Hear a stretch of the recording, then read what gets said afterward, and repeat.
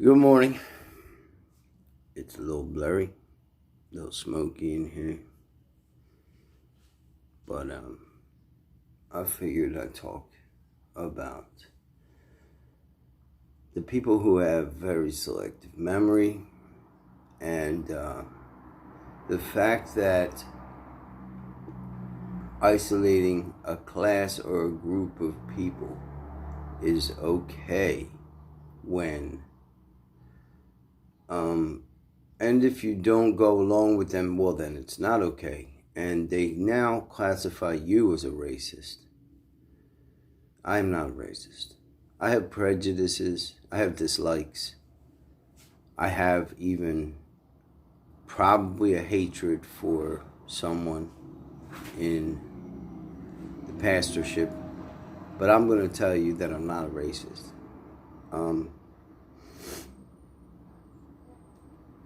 I don't even think you can accuse me of being a racist.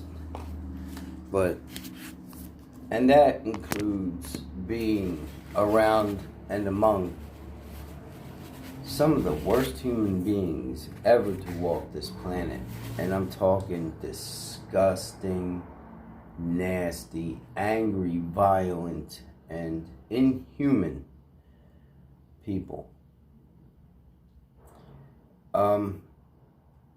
We have been inured, desensitized, completely blew off the fact that racism is a mental illness for so long because, quite frankly, Daffy Duck, every single cartoon character when I was growing up was violent in one way or shape or another. Even, Roadrunner was, in his own way, extremely violent. Wile E. Coyote was just trying to survive, man. He had to be starving. He was out in the desert. There's only one bird, obviously. And he's starving to death, but he had lots of money to buy rockets. Remind you of anybody? Hamas? Does that remind you of anybody? It reminds me a whole lot of the Brotherhood, Hamas, all those lovely terror organizations that bomb Israel's schools. They aim them at their hospitals, rockets, and bombs. And then when Israel, they have a lot of very good programming and tools, traces where the bomb came from, they destroy the domicile, the home, or wherever it came from. Wouldn't we listen? Quite frankly, if Mexico started shooting rockets into Texas, please tell me what would happen to Mexico. Or Canada started lobbing grenades or shooting shop owners. If the Canadian, what would we do? Would we just simply rely on the rest of the world to tell us how to handle our diplomacy? Or would we destroy it completely and utterly wipe it out? It's a good question, but we do some damage. You better believe it. Donald Trump pussied out on Iran. I'm not saying anyone needs to die, but they don't need nuclear breeders either. And hopefully they don't have enough nuclear weapons by now, thanks to Russia, that they can fully attack someone. Their plans are to attack Israel. It's in their literal code. They speak it, they sing it, they teach it to their kindergartners. So, I have a problem with that. I have a problem with people who, without understanding one bit about how someone went through some kind of nightmare torture as children, become mentally ill adults and have no idea how to deal with this pain because Today's psychiatrists and psychologists don't want to hear it. They just want to give you your medication, send you on the way. But I got to ask the question, how can you possibly tell me that you're not a racist when you call me a racist because I refuse to give a penny to the Black Lives Matter movement? It's the same thing. I would not have given any money to the Black Panthers. You don't understand it? That's too bad. But that's my choice.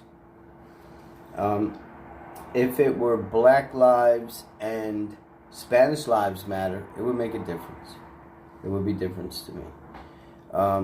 You people out there giving all this disinformation because you're either doing it on purpose or you're ignorant of the truth, need to start looking at the statistics. You're talking about, a man wrote me yesterday and talking about blacks are being targeted. Well, the Spanish are being targeted far more than the blacks. Okay? Particularly Mexicans, Salvadorians, etc. The murder rate for the police and the Spanish is far higher than blacks and whites. So, do your math. Do your work. Stop writing your racist messages to me about I shouldn't. Okay? Because there's another group that does the same thing. Same thing. They're called the KKK. And they only care about one thing, white supremacy. So why am I going to support it? When we get a president that cares enough to do systematic changes. You know, let me tell you guys a story about the days when I lived in Philadelphia. I committed a lot of problems there. Good girl. I started a lot of problems in Philadelphia. And one night, the cops came to my house and got me. And they drugged me up the street. And a cop that wasn't even from that district threw me in the back of the van. And they beat the shit out of me. And he put his knee on my neck. I couldn't breathe. I couldn't move. I was terrified I was going to die. And he said, don't you ever come in my neighborhood again. And he said, if I was you, I would get the fuck out of Philadelphia. So, you don't know. Don't sit here and tell me one thing until you have been in that position. Alright? I had for no reason whatsoever, a prison guard attacked me. And, well, it sucked. But when we stop this abuse, it can't stop just with the police. It has to go full circle. And you know what is even more important to me than the police? It's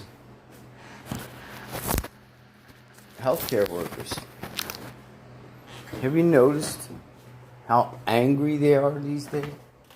I got hit by a car, and I laid in that bed for 3 hours. I was just about to leave before I called him and I said, look, man, I said, I can't lay here no more. I'll go home and I'll take care of this myself.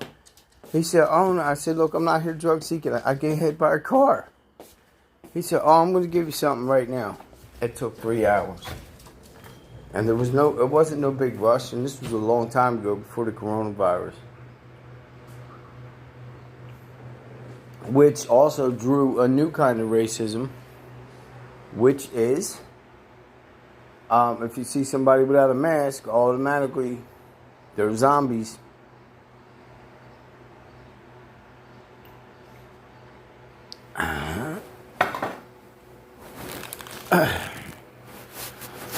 Let me explain to you also about the philosophy of the Mennonites.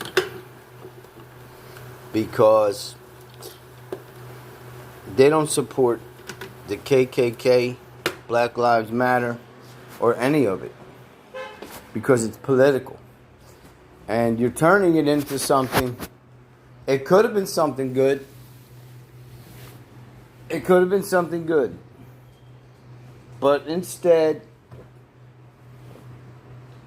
peaceful protesting is what I'm doing right now. This is called peaceful protesting. This is no danger of me causing or shielding looters in my midst. Okay, I commend those men and women out there that stopped the looting. The cowards ran. That was funny. Okay, here's another thing. Here's another thing. I wanted to talk to you guys about the lies of the numbers of the coronavirus. Real numbers and produce these real numbers for Floridians. Hold on. Well, luckily for me, it's not too difficult because I built the original dashboard, so I know exactly where to look. Other people aren't so fortunate, and so if they wanted to try to find these things, they would have to download thousands of pages of a PDF report and extract every single table and chart from it, and then aggregate it to the county level, and then compare it against a whole other set of metrics. And because I built the data in the first place, I knew how to recreate all of that a lot easier than anybody without that insight would be able to do. I spoke to a doctor. And what has been the state's reaction to you basically doing this on your own? I spoke to a doctor. I don't really think they are in a position. It's up to the doctor to fill out the death certificate. Now, what a whole lot of states have been doing is literally downplaying the numbers because they were told to. They were told to. And in the midst of all that lovely, China said we're at war. Did you see that also? Let me see if I can find that for you real quick. Because China's on lockdown again. Beijing. Beijing has lockdown. So,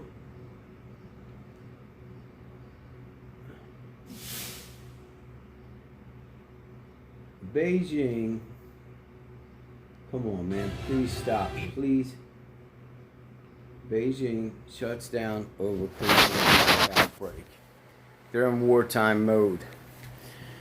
Can you understand that I'm not worried about getting sick of the coronavirus? I'm not concerned. My family and I believe we had it already. I got my fingers crossed. I took my anti-test. I got to find out about that today. But we all had it in January when they weren't even talking about a coronavirus. We had no idea what it was.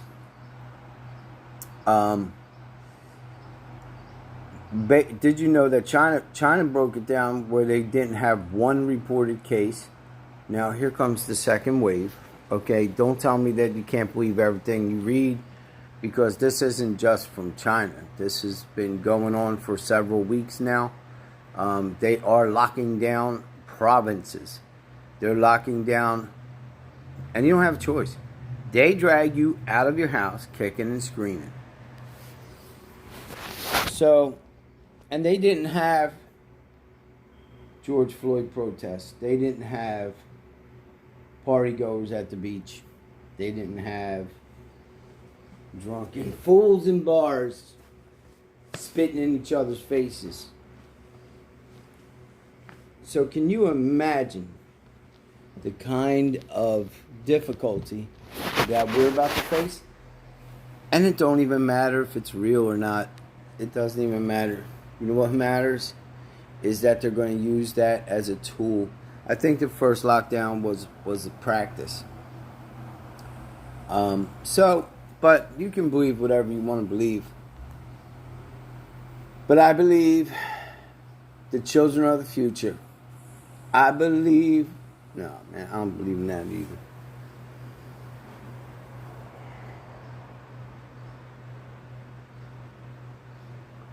Personally, I don't believe we have a future.